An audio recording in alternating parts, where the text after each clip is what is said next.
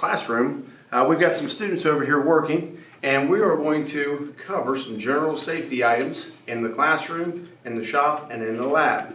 Today, in the classroom, we have some students over here doing the usual day's activity, computer workbook work studies, and sometimes we walk in and students are leaning back on their chairs.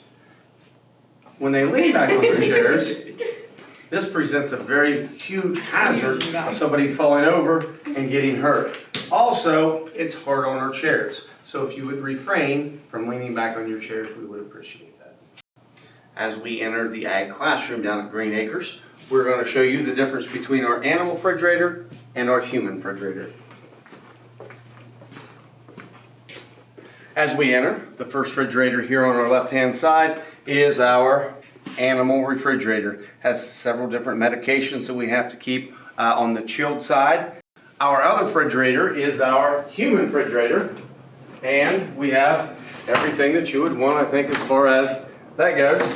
No surprises, just lunches and some fruits and vegetables and milk and however. But it's important that we keep these separate in the fact that the medications that we give and administer to animals can be harmful to human beings. So there is that distance between the two, and we always try to keep everything in one place or the other.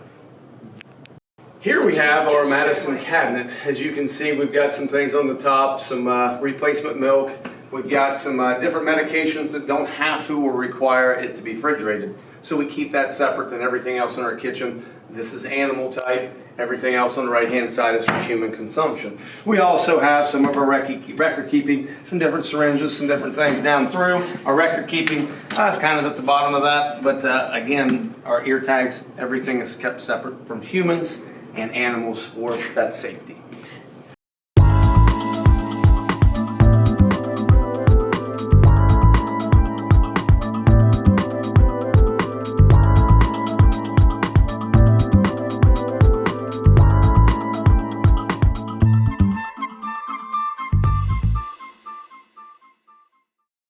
We are preparing to vaccinate and worm our animals out in the school farm.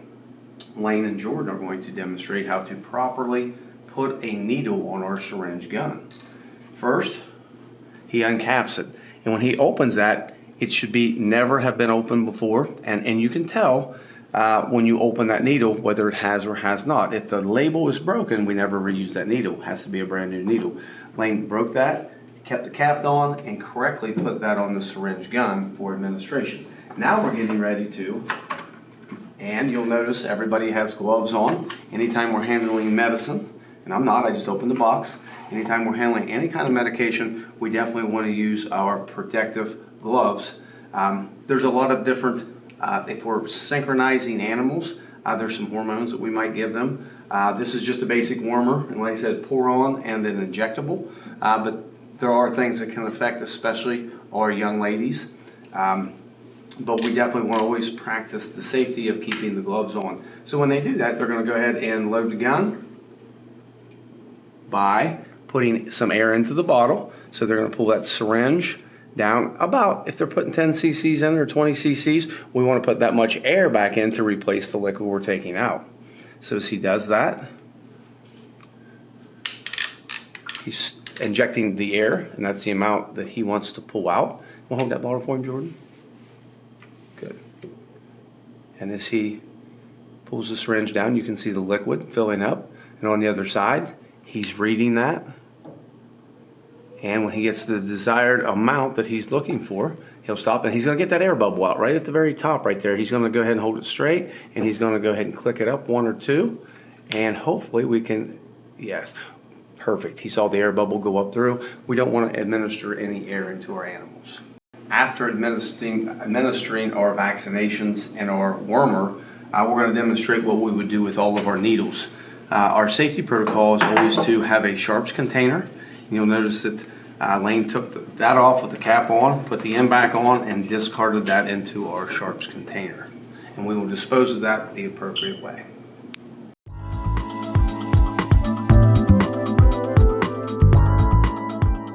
As we enter into our barn facility, there are animals in here, and we want to make sure that we are abiding by the rules as we enter in so we don't scare the animals and we're acting appropriately. So as we enter, hopefully our students in here are doing what they're supposed to be doing. Yeah, we've got some students that, Jordan, hey guys, come on. That's not the way we're going to behave in front of the animals, okay? As we enter in, we want to make sure that we got time to play in our corn pit. That's fine. We want to make sure we're doing that appropriately.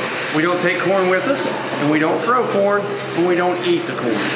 As we are handling our animals, we've got some chicks, and we want to make sure that we secure those well with both hands so they don't fall to the ground. Dropping this could be very fatal for our chickens.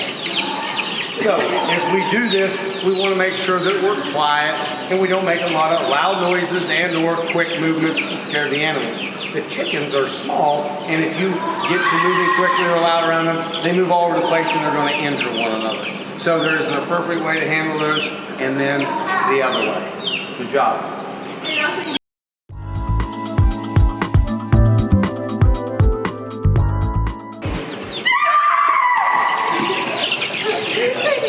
As we come up to our little bit larger chickens, we got the smaller chickens over there. We want the same thing. We've got our feed and our water here, but we definitely want to make sure that we are quiet and we don't move very quickly. In this pen, it's not huge. It's big enough for these chickens, but as they move all together all at once, they can get injured or hurt. So we definitely want to make sure as we came up to the pen, we walk up and we're quiet, and that way we get an opportunity to see our chickens. Safety.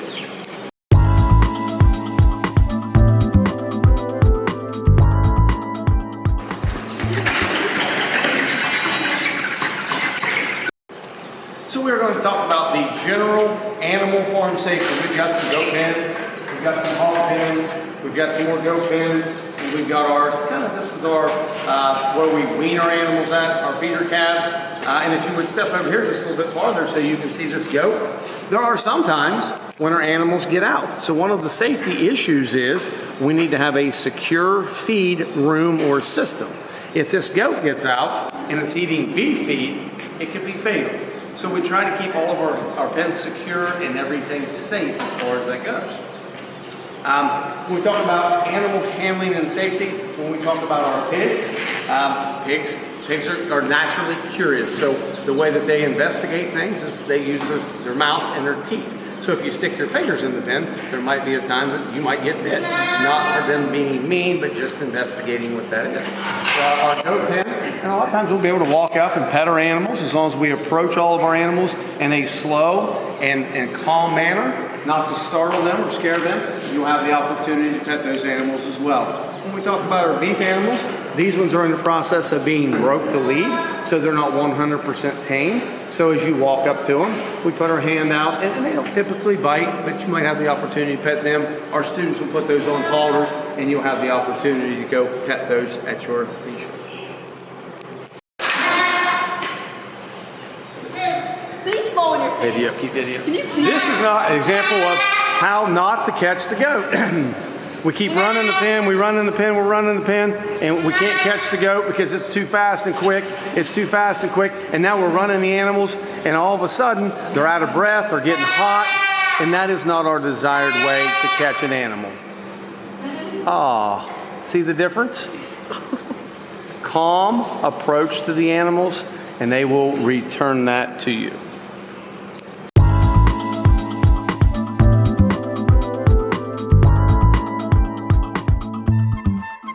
Green Acres, we have a welding facility or an area that we weld in. You can see the welders, you can see the tanks, you can see some oxyacetylene tanks.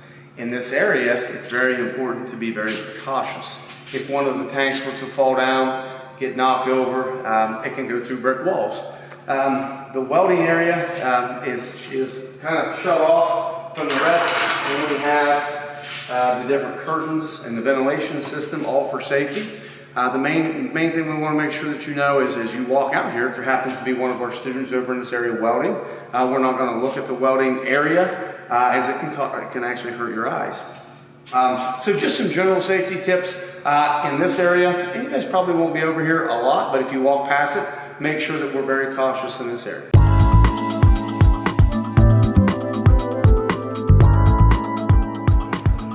acres, safety is a priority number one. When you're around the skid steer and our tractors and other pieces of equipment, we're going to talk some general safety aspects. First and foremost, when you get the opportunity to get on one of the tractors or one of the skid steers, we always take a walk around and do a safety inspection to make sure there's no leakage of fluids, to make sure all the controls are in the proper place and all of the extremities such as the front end loader are in the right place. We have an example today of them being left really high.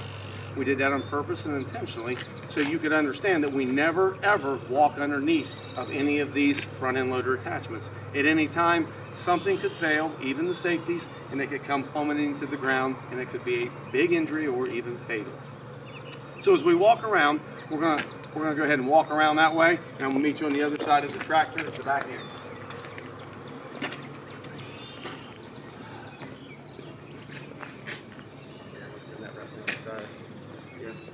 So as we are walking around our pieces of equipment, we see on the front there was a bale spear, and on the back there's a bale spear.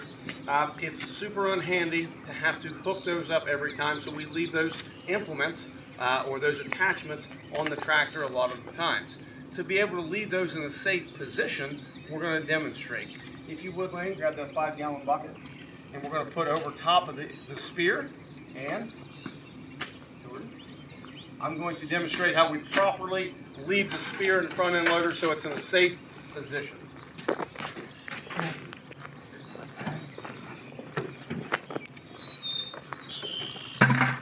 As we start any piece of equipment, safety first. We make sure we put our seatbelt on, and we've done a visual inspection around to make sure nobody's in front of the tires. For instance, Jordan, could you come up and get behind the tire? Crouch down a little bit. If I just jumped on the tractor and I'm a 3-year-old, I might not be able to see that. So as I look around, I've done my visual inspection. It's always important to double check, especially for pets or small children. Thank you. You can move away. At this point, we're ready to safely start the tractor.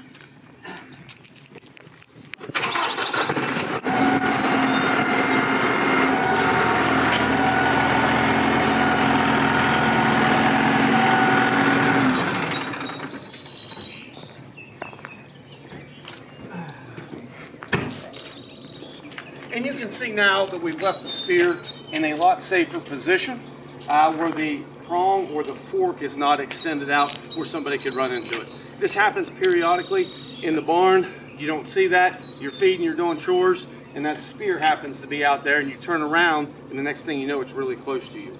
So we try to leave all of our equipment in the proper, safe position when non-operational.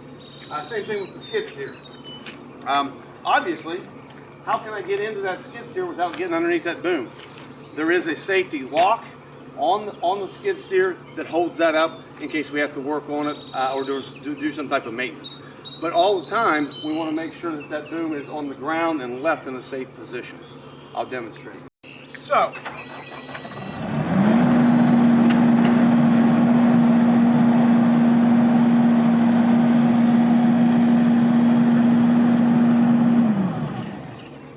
this would be our safe position to leave our skid steer in so we don't have to worry about anybody getting injured even when it's non-operational. Obviously, when the equipment is operational, there are some safety hazards to go along with that. We make sure that as we are hooking an implement up, nobody ever gets in front or behind the tires at any time. Mechanical clutches can fail, brakes can fail, any part of the machine can fail, so we never put ourselves in jeopardy in front of or behind the tracks. The skid steer is kind of even more dangerous in the fact that you have no back vision. At least with the tractor, you can see through the back glass. The skid steer makes it very difficult to do that. It has a backup beeper to notify people when you're backing up, but it's super important to make sure that we have no children or anything around the back of the equipment as we're operating it. So as you come into our Green Acres Farm, make sure we keep all these things in mind.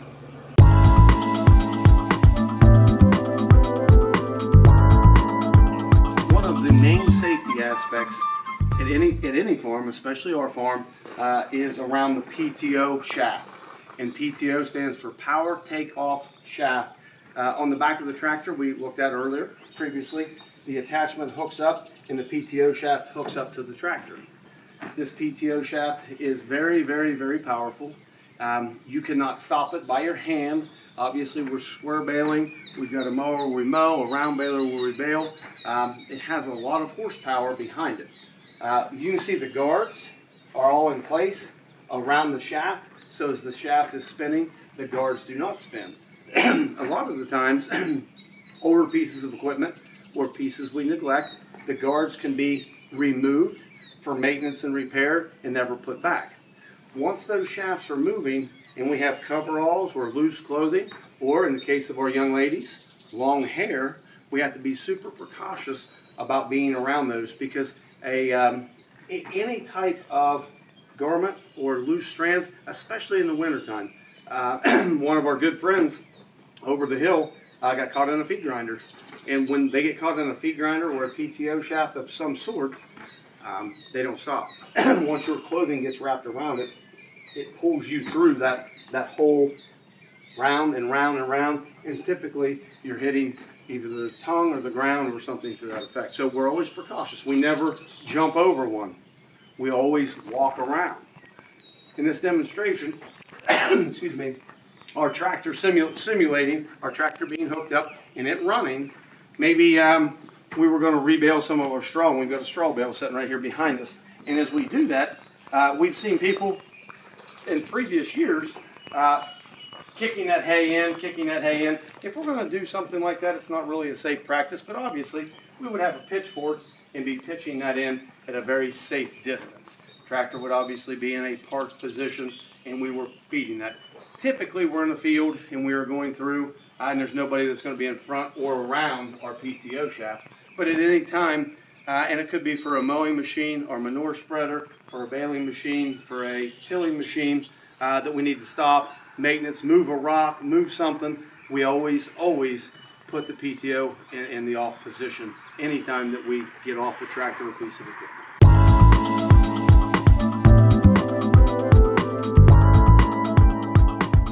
At Green Acres, moving cattle and animals, one of the biggest safety obstacles that we have at our farm is that our animals are very tame. Most of them are halter broke. So as we go to move those animals, a lot of times we really literally have to get behind them and push them to move from one pen to the other. Today we're going to be vaccinating our beef feeder calves, and we're going to move them from this lot to the lot with our head gate and chute in. So in order to do that, we want to demonstrate some of our safety practices. When you are moving cattle, we're not running or screaming or making loud noises.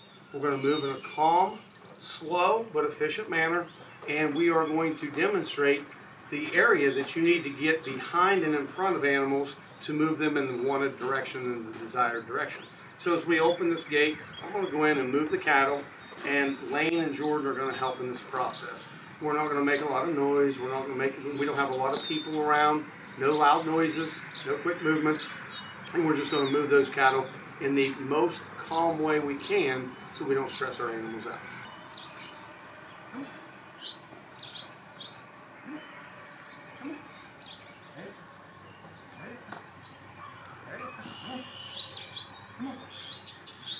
Come on. So as we're moving our cattle, we're talking to them. We're not yelling. And they're used to being around people. We're just getting behind them, moving them in that desired direction. Always set our gates behind us. That way if the animals get around you, they can't get back in where you don't want them to go. What we just did moving animals, there's sometimes, if your animals are not tame and quiet, we would obviously have gates lined up and not put ourselves right behind those animals. We know our animals and we can move those safely just like we did. So just a precaution if you're doing that at home. We want to thank you guys for coming down to Green Acres and being part of our safety crew. Thanking Jordan and Lane for helping us out.